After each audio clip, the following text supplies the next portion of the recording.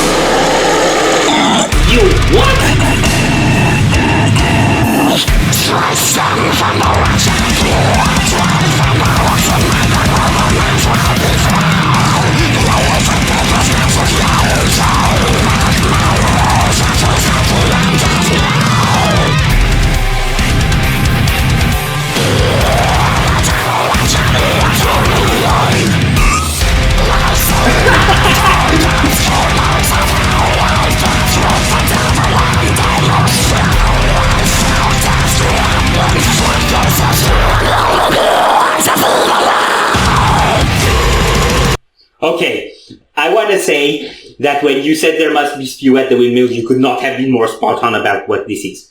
This is spew. It sounds like spew. it makes me feel taste of spew in my neck. Listening to it, everything about it is spewy. Spew. It sounds blackened. Yes, the mix on the guitars is blackened. The whole tremolo picking and leads that are going on are kind of blackened too. So they're not trying to go for like polished sounding. And it's got like the whole structure of the sound is kind of low and muffled and not so much explosive or aggressive as much as just, I guess, somber and low and dark. Yeah, it honestly feels like someone just put their hands on your head and went like this. Yeah. It's everything about it is descending. Yes. And then there's the title, which is descending. And there's the coloring in the video, which is descending. And there's the sort of movements they have on the breakdown, which is descending. And then there's the tone of his voice, which is descending, and then descending again, and then descending again. Okay. So it's just balls to the wall extreme, which is definitely what just about everything we've ever seen with CJ was. Two more things I want to comment on. The best thing about this song so far was that and yes, his faces and gestures always crack me up because it's so over the top and theatrical and dramatic. Especially the eyes thing. You can see that better in the Immortal video he did for Lorna Shore. Yeah. When he rolls his eye back, then you can barely see his it's like demonic eyeballs. Yes. So, you ready for more spewy descending demonicism? No, but I'm gonna get it anyway.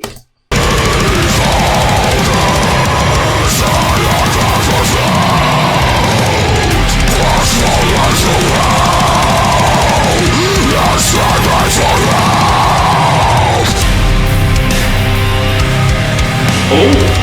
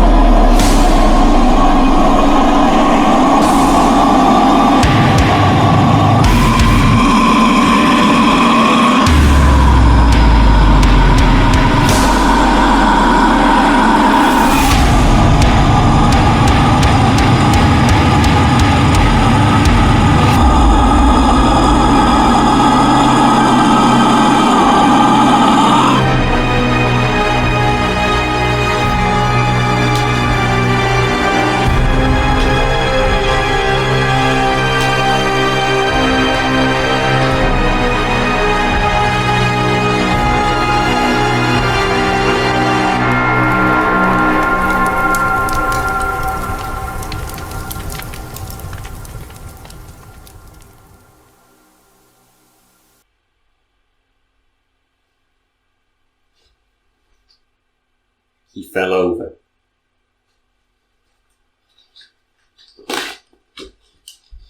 He threw headphones at me. What the actual? Right, I'm gonna comment on how well fitted the crackly fire noises were at the end because I'm too scared to comment about everything else that happened before that. You remember when you said the was the best thing? Yeah, they did another one. It was bad. That was a warm-up. Yeah. And then there came the real. That breakdown was so... I don't have a word for it. Yes. Okay. It's one of those videos, you know, the ones where you try to talk, but like, it doesn't happen. You ever thought like one of these filthy, guttural, disgusting deathcore breakdowns could be emotional?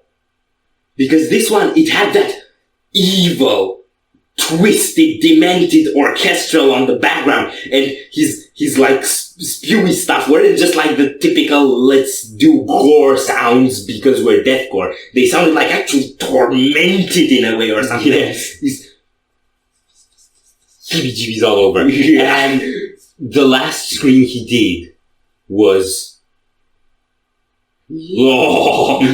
And it's hard to tell with the production, but I think that was one take. So, bro. I mean, no, you can't call this guy bro. But like, you. Do you breathe? What is it with vocalists that don't breathe? Why is air so overrated to some people? I guess there isn't any down in the Inferno, so maybe that's why. Okay, solo was great. Yeah, solo was amazing. Solo was great, and I felt like the second half, after we let it go, actually kind of cut down on the blackened dynamics a bit and was more groove. Because it was kind of building up into the breakdown, so step by step they kind of started setting up that stage. Yeah. And it was more headbanging and more accessible, and it's not exactly what you want from the most extreme genres of metal to be accessible, but it's good when they are. So that was a pretty cool evolution. And I'm still, what I'm obsessing the most over is actually, despite all the spew and the blasting and the black and stuff and the techniques, is just kind of the aura that it has. Both the video and the sound with those orchestrals is just so infernal.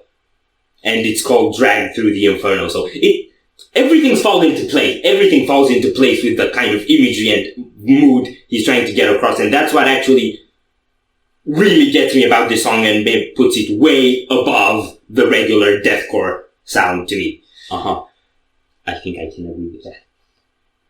So, are we done here? yes. So if you enjoyed this reaction, we greatly appreciate the likes and shares, and if you want more, don't forget to subscribe with bells on. Thank you very much for coming back. We hope you enjoyed your stay, and we'd love to see you back at Windmill very soon. Corpses out.